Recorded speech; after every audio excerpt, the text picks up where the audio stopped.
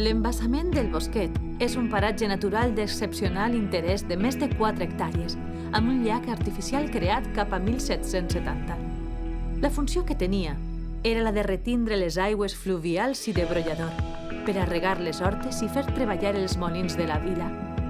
Les carrasques, de gran longevitat i grandària junt als pins, configuren les principals masses forestals dels seus voltants. L'entorn natural convida a practicar tant activitats esportives, campestres i ecològiques. El Bosquet pertany al grup d'embassaments de fluctuació escassa. El seu sòl està protegit i està inclòs en el catàleg de zones humides de la Comunitat Valenciana.